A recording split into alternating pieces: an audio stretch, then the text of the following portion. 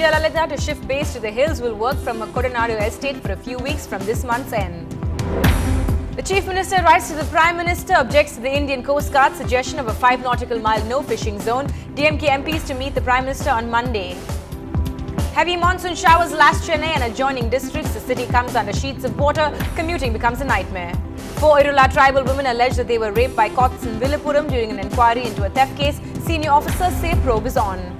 The DMK appeals to the Union Railway Minister for more suburban trains to give passengers hit by recent bus fare hike a cheaper alternative.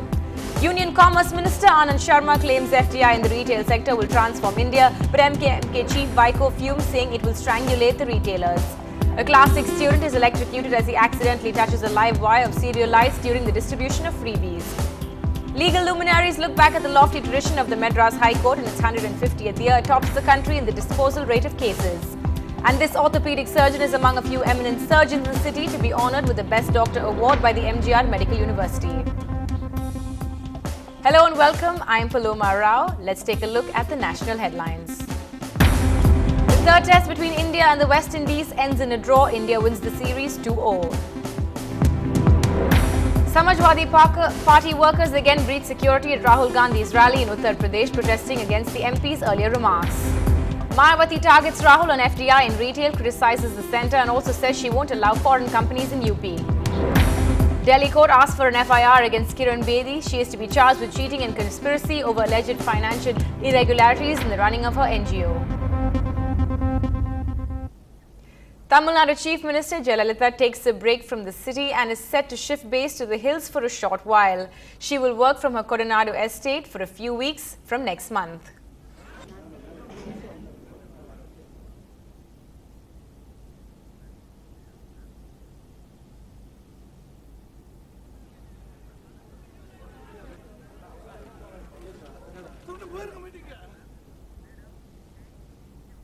In a letter to the Prime Minister Manmohan Singh, Chief Minister Jayalalitha has slammed the suggestions by the Indian Coastal Guards that there should be a no-fishing zone within 5 nautical miles from the Indo-Sri Lankan International Maritime Boundary Line. She also called the claims by the Indian Coast Guard about the Indian fishermen poaching and using nets in the area totally outrageous and preposterous. Jayalalitha has now required the Prime Minister to make sure the Indian Coast Guard changes its stance on this issue.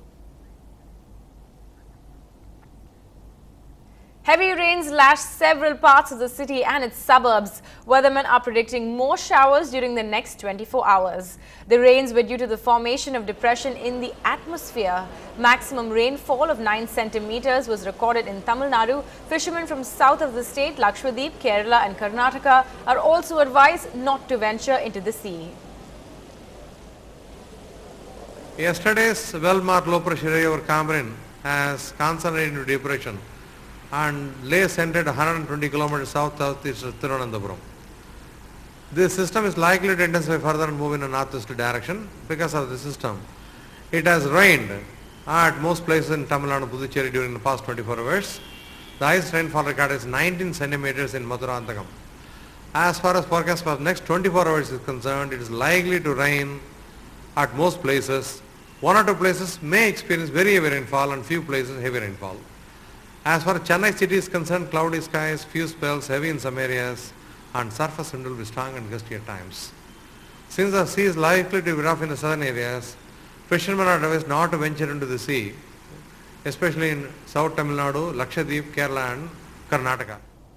4 tribal women from Tirukovilur have alleged that they were raped by cops when they were taken for an inquiry in a theft case. One of them claims she was gang raped, 2 are married and 1 is pregnant.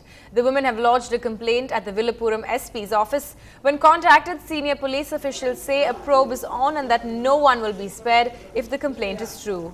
A top cop claims that the husband of one of the women is accused in a property dispute and this may well be a strategy to evade the process of law.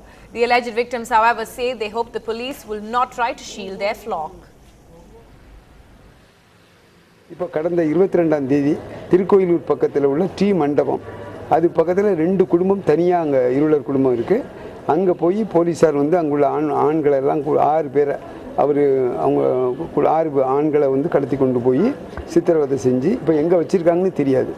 ஆனால் அதே மாதிரி அன்றைக்கு இரவே அந்த பெண்களை காட்டுக்கு அழைச்சிட்டு போய் 4 போலீஸார் வந்து தனித்தனியாக கற்பழிச்சிருக்கிறாங்க. அதுவும் குறிப்பாக ஒரு பொண்ணை மட்டும் 3 பேர் திரும்ப கற்பழிச்சிருக்கிறாங்க.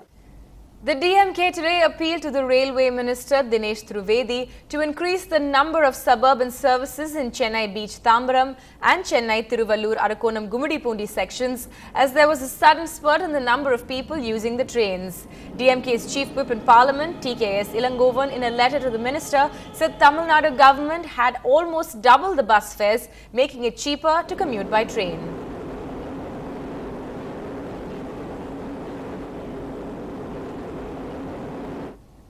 Tamil Nadu has been witnessing protests over the central government's move to allow foreign direct investments in the retail sector. In Chennai, the Union Commerce Minister sought to allay some of the apprehensions of retail merchants.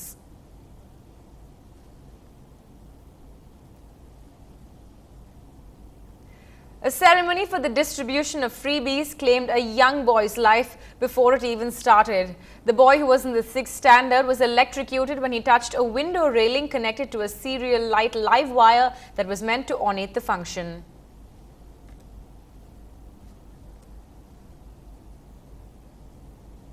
The Madras High Court today celebrates its 150th year of establishment. This historic institution was born nearly 89 years before India got her independence, and from then on, this court has grown a long way. The court during establishment was required to discharge cases with justice, equity and good conscience. The charter for the establishment of the High Court of Madras was issued on the 26th of June 1862, however was only inaugurated on the 15th of August. After initially functioning at the present Chennai Collectorate, it moved to its current campus in the year 1892.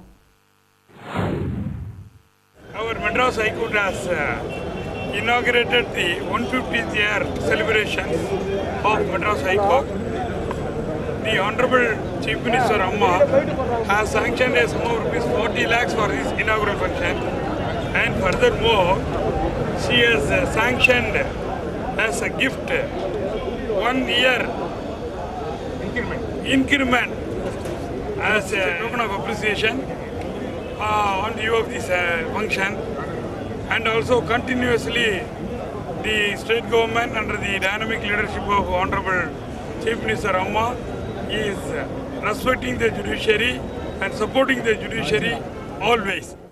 Plenty of the national buzz and news coming your way, but that's after a short break.